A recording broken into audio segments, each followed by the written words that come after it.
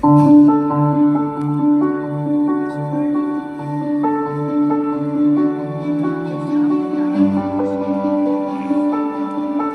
দাদা, ও দাদা, একটুখানি সাইড মাঝখানে না, এই সামনে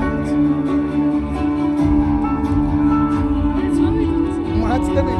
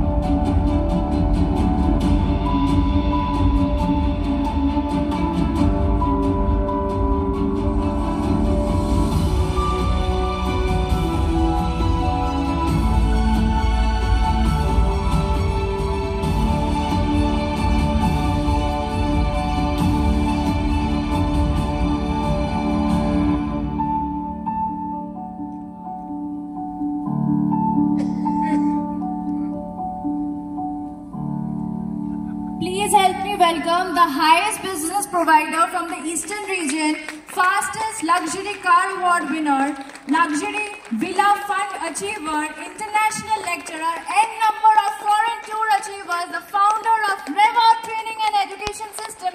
Give it up for Mr. Pralash Dr. Bhavan, everyone.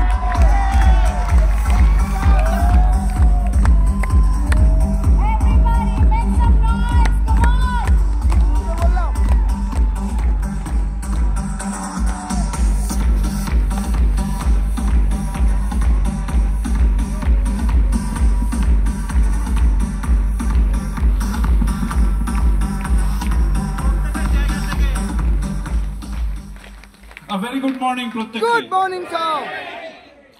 একবার উঠে দাঁড়ান সবাই আর খুব বড় করে বলুন না very good morning. A very good morning. Thank you. First time আমাকে আছেন কেউ দেখছেন? একদম ফার্স্ট টাইম খুব বড় করে তাহলে হাত তুলুন। আচ্ছা বেশ কয়েকজন আছেন, আমি খুব ছোট করে যাব। সেটা হচ্ছে টিএনসিতে 2007-এ আমরা বিজনেস শুরু করি। বেসিক্যালি আমার বাড়িতে কিছু প্রোডাক্টের আমি ডেমনস্ট্রেশন দেখি এবং আমার মনে হয়েছিল যে লোকে মদ নিয়ে কোটি কোটি টাকার বিজনেস করে, তো এত ভালো জিনিস নিয়ে আমরা কেন পারবো না। That's how we started. আর যখন আমরা টিএনস বিজনেস শুরু করি তখন আমি আর সুলগ্না দুজনেই গভর্নমেন্ট জবে ছিলাম। তো সেই জায়গা থেকে টিএনস ব্যবসা শুরু, আস্তে আস্তে গ্রোথ। 2008 সাল থেকে ফরেন ট্যুরের শুরু। আমি বলতে পারবো না কতগুলো ফরেন কান্ট্রি আমরা ট্রাভেল করেছি বা কত ঘুরেছি, ইনফ্যাক্ট ঘুরেই যাই, যেখানেই যাই একই রকম লাগে আজকের ডেটে।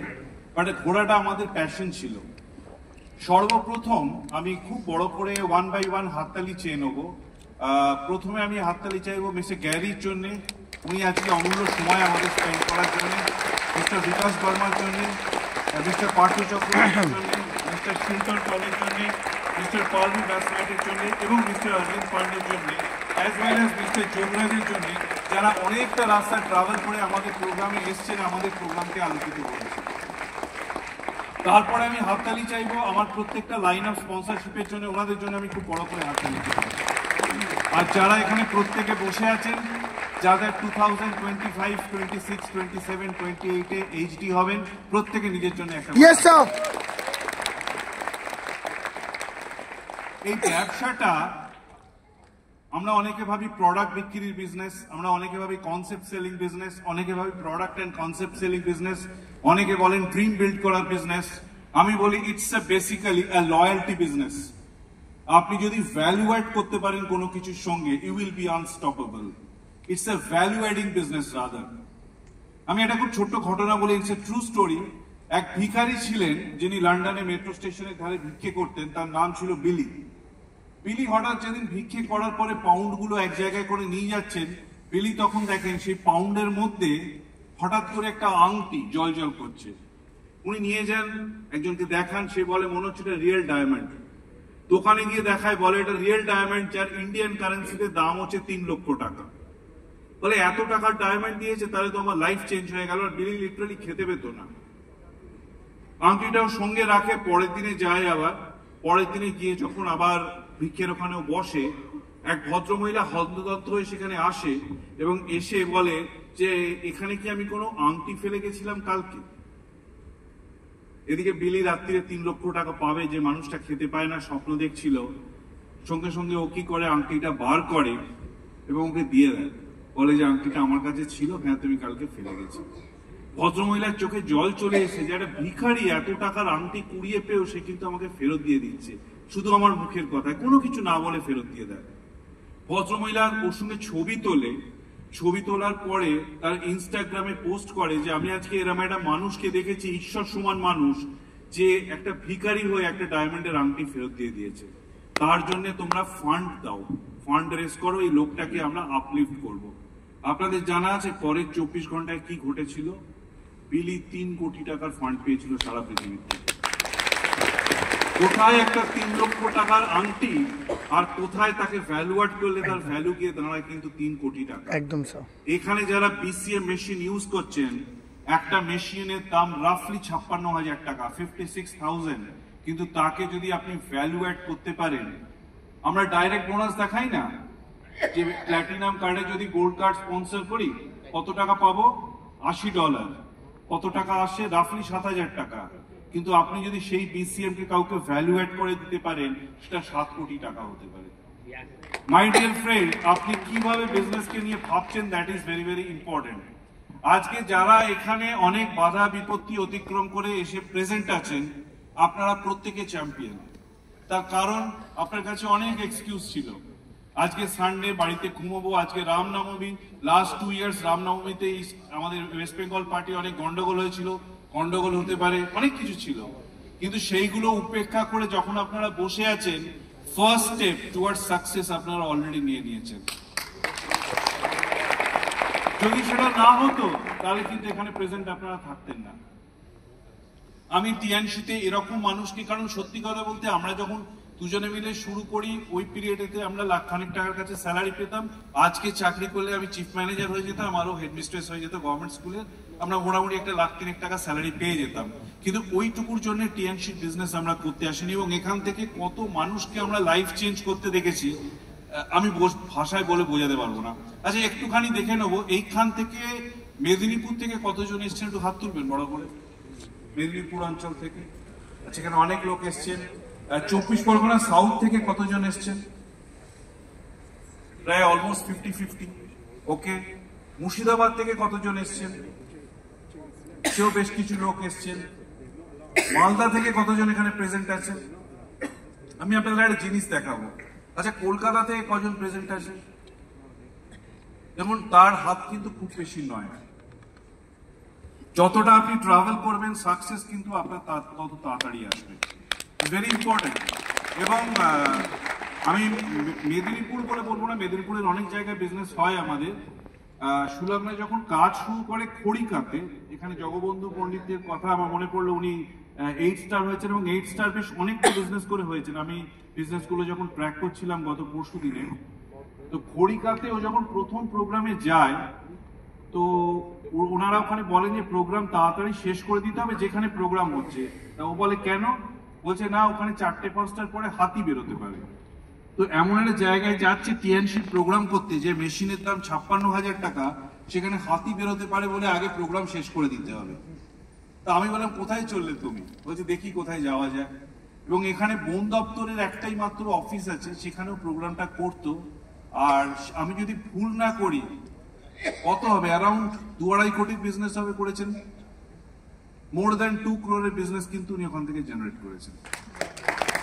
মাই ডিয়ার ফ্রেন্ড, এখানে আমি মনে কি নিয়ে নেবো, that is very very important. এখানে লিডার পালবি বাসনাট শেয়ার করেছেন ওনার স্টোরি। ওনার ফ্যামিলির ফিয়ার যদি ওনার মধ্যে না থাকতো, যে ওনার বাবা স্ট্রাগল করেছেন, মেয়েদের স্ট্রাগল করতে হয়েছে, ছেলেকে স্ট্রাগল করে পড়াশুনো করিয়েছেন, তা উনি কখনো চাইবেন না ওনার ছেলেরাও কিন্তু সেই স্ট্রাগলটা করুন যেটা উনি চোখে দেখে এসেছিলেন। মিস্টার অরবিন্দ পান্ডে এখানে শেয়ার করেছিলেন উনি বাবা মারা যাওয়ার পরে ওনার কি সিচুয়েশনে ঘটেছিল এবং 20 বছর ধরে চালিয়েও কিন্তু বাইসাইকেল থেকে স্কুটারে উনি কনভার্ট করতে পারেন ওনার ইন্স্যুরেন্স বিজনেস, যে কারণে ওনার মনে জ্বালা ছিল। আপনাদের যদি মনে জ্বালা থাকে আপনি যা খুশি কাণ্ড ঘটিয়ে দিতে পারবেন। লাইফ একটা আপনার খুব ভালো করে ভেবে দেখবেন, লাইফ একটা, তার 40, 50, 60 অনেকে অনেক বছর কাটিয়ে দিয়েছেন, আর একটা পার্ট আপনার পড়ে আছে। আপনি কি চাইবেন না সেই লাইফটা আপনার সুন্দর হোক? Yes or yes? Yes sir.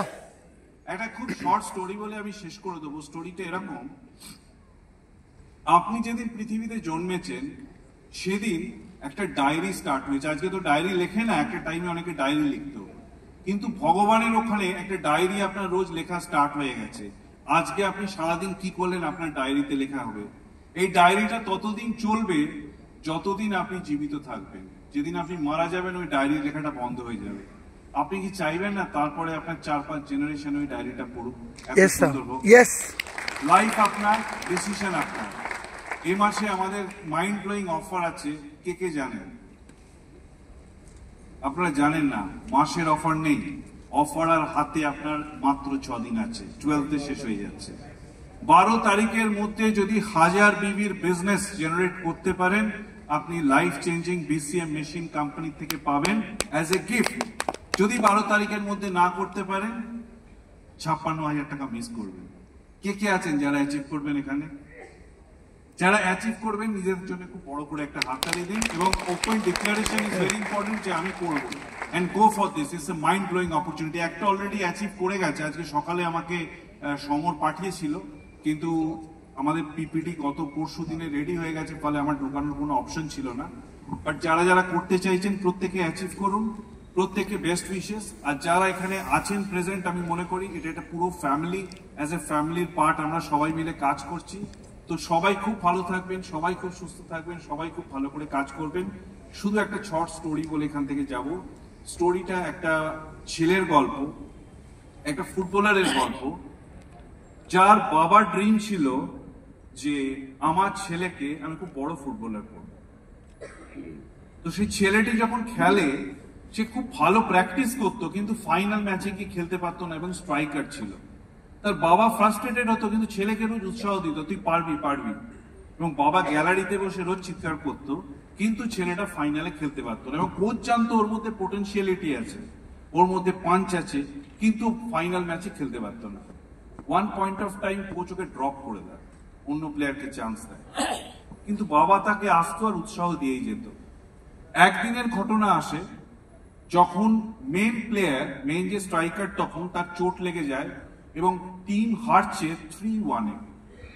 10 minute আর খেলা শেষ হতে বাকি, ফাইনাল ম্যাচ। কোচের কাছে অপশনই নেই, কোচ ওকে নামিয়ে দেয়, বলে যা পারে করবো। ও নেমে যায় এবং 10 মিনিটের মধ্যে হ্যাটট্রিক করে টিমকে জিতিয়ে দেয় 4-3-তে। খেলা যখন শেষ হয়ে যায়, খেলা শেষ হয়ে যাওয়ার পর সাংবাদিকরা ঘিরে ধরে, বলে যে তুমি তো কোনোদিন পারফর্ম করতে পারছিলে না, আজকে ব্রিলিয়েন্ট 3টে গোল 10 মিনিটে কি করে করে দিলে? ছেলেটা কাঁদতে আরম্ভ করে আর কাঁদতে কাঁদতে বলে, আমার বাবা আজকে খেলা দেখছে। বলছে তোমার বাবা তো রোজই আসে, গ্যালারিতে আজ তোমার বাবাকে তো দেখতে পেলাম না। বলছে আমার বাবা গত পরশু মারা গেছেন, ওপর থেকে খেলাটা দেখছে। ছেলেটার কাছে ক্লিয়ার ছিল যে আজকে আমি আমার বেস্টটা কেন দেবো।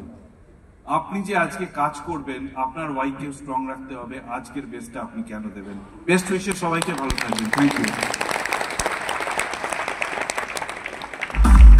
আমি স্যারকে রিকোয়েস্ট করবো একটু স্টে ব্যাক করার জন্য, এবং ম্যামকে আমি আরেকবার স্টেজে ডেকে নেবো, because now is the time to recognise the lions. তো প্রথমেই আমি যাকে